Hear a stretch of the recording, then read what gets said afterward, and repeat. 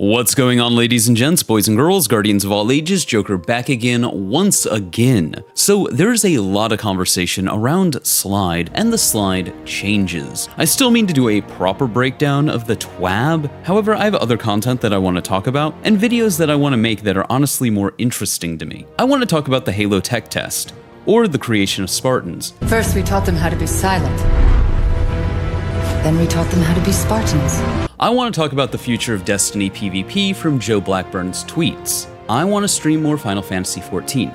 All of these are way more interesting to me than regurgitating the TWAB, at least at this time. So depending on how things pan out, I may or may not do an overall video on the TWAB, or I might just wait to talk about the changes until we get them in patch note form. And in all honesty, there's really only two things that people actually want to hear me talk about in regards to this week's TWAB. The Slide nerf and the nerf to Icarus Dash. Some Warlock mains on Chaos Reach might be screaming, "But Joker, what about us?" Yeah, but let's be honest once again.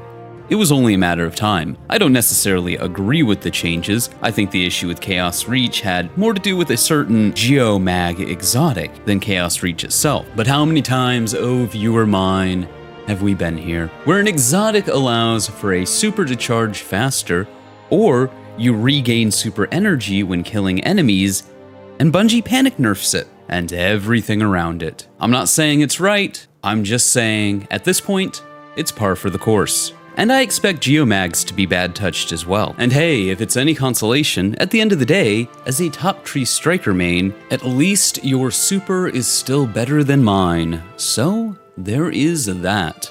But moving forward. So for those of you who do not know, and because every video is somebody's first, in the most recent This Week at Bungie, Bungie outlined several changes coming to multiple classes in the near future.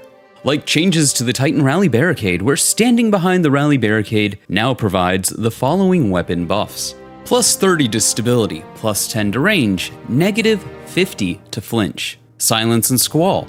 Increased Squall's movement speed by 20%. Or Withering Blade, which Bungie just nerfed, got a 10% speed and tracking increase. Basically, there's a lot here for every class, for better or for worse. But the nerfs to Slide and Icarus Dash are what most people are talking about. So, what are they? While sliding, players incur the following weapon penalty: negative 20 to stability, plus 15% shotgun pellet spread, 1.5 times more flinch. Icarus Dash now provides 1 air dodge every 4 seconds, while under the effect of heat rises, increased 2 dodges every 5 seconds. So let's start with Slide. Now, I'm on record stating that movement is not Destiny 2's skill gap, and largely, I still stand by that. Part of the reason is, when it comes to movement, not all classes are created equal. Some classes get a great PvP jump, a dive, a dodge, and a slide. Others can only kinda sort of waft in the general direction of something after hitting the jump button, and then slide. It's kinda clear to anybody with a functioning brainstem that movement kits across the board in Destiny aren't that balanced. Can you really call something a skill gap if not everybody has access to those options? Is it harder for a hunter to disengage from a gunfight than a Nova Lock? Or does the hunter have vastly more options than the Nova Lock? So wouldn't the Warlock take more skill than the hunter? And to be clear, I'm not attacking hunters or hunter players. It's just the most obvious universal example. I'm not calling for hunters to be nerfed. What I'm saying is there's a large disparity in the movement tech between the classes. And I'm not sure, given that disparity, you can consider movement to be the skill gap. Then again, in a game like Destiny where aim assist and bullet magnetism are insane, the skill gap clearly isn't firing your weapon. I would say, for the sake of argument, that the skill gap in Destiny is more about positioning and how you react to individual scenarios.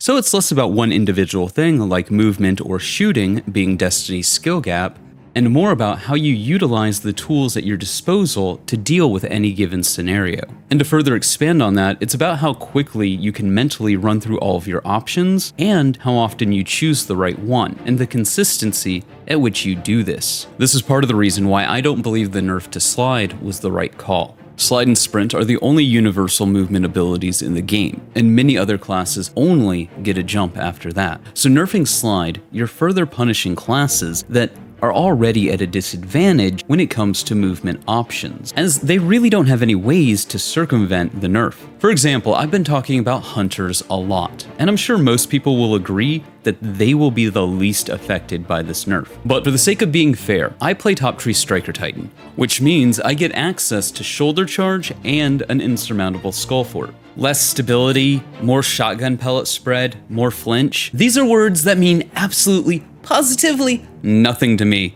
when I am shoulder charging out of a slide. Just in case anybody was under the misguided impression that I was against the nerf because my shotgun aping. This literally doesn't affect me 99.9% of the time. More so because you can fire a shotgun when going into shoulder charge, which we may find circumvents all of this anyways. So for some classes and playstyles, this nerf means nothing. But for other classes that are already at a disadvantage because they lack movement options or ways to circumvent the nerf, they're already at a disadvantage. You just added more disadvantage to that disadvantage. It's like, yo dog, I heard you like being disadvantaged while you're disadvantaged while having disadvantage for your disadvantage. What? Who thought this was a good idea? Now, I've seen people say that the change likely won't be that big of a deal because people will still slide into every engagement with 120 hand cannons and shotguns, and it'll be like the recoil change that nobody noticed. But if that's the case, that begs the question, for the sake of argument, if nobody is really going to notice the change, why do it? There is a laundry list of things that could be balanced and or fixed in regards to Destiny PvP long before Slide even needs to be looked at.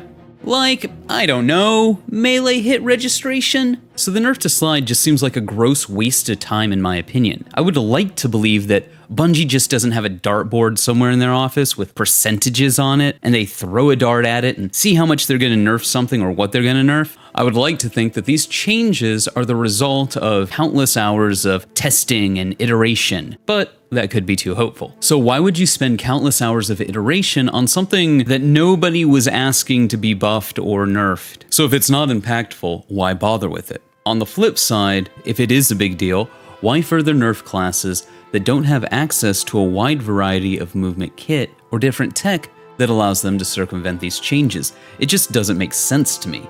Unless the thought process around this wasn't necessarily about nerfing Slide, it was, how do we nerf perks like Slide Shot and Kickstart without nerfing Slide Shot and Kickstart? But at that point, are we really once again nerfing aspects of the game because poor map design and shotguns? Which brings me to my next point. Given that Bungie has stated in no uncertain terms that although PvP is an important pillar of what makes the Destiny franchise, it's going to get fuck all in terms of actual new content for the next year, at least.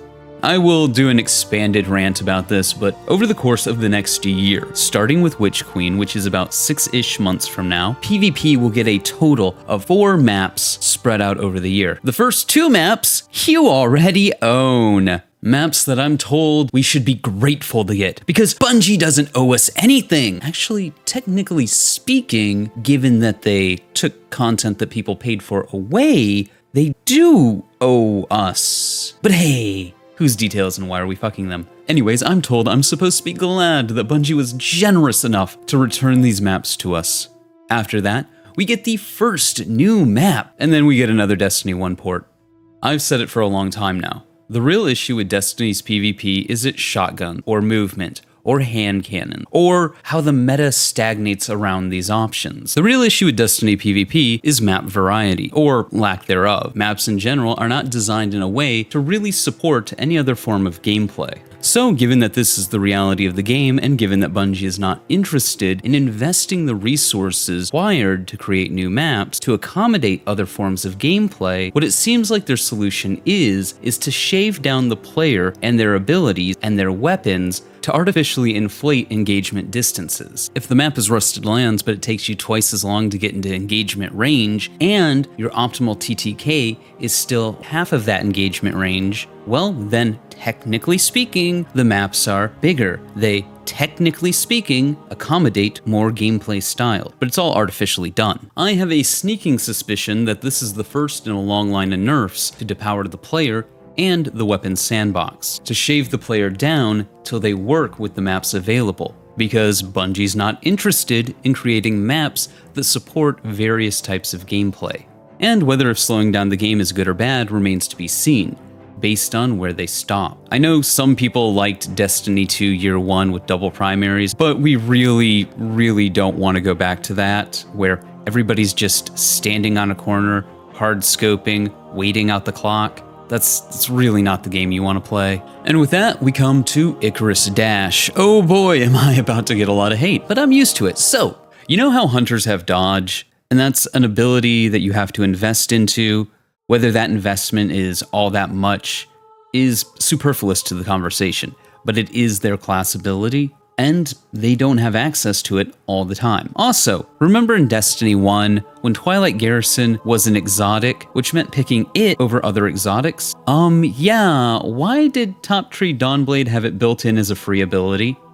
That just kinda screams, I'm being set up to be nerfed. I get it, this nerf sucks, but the class is still one of, if not the best classes in all of Destiny, simply because of how technical it actually is. It's not a class that's easy to master, but for those who do, they tend to be really good players. At the end of the day, it is still a free movement ability, not tied to an exotic or a class ability.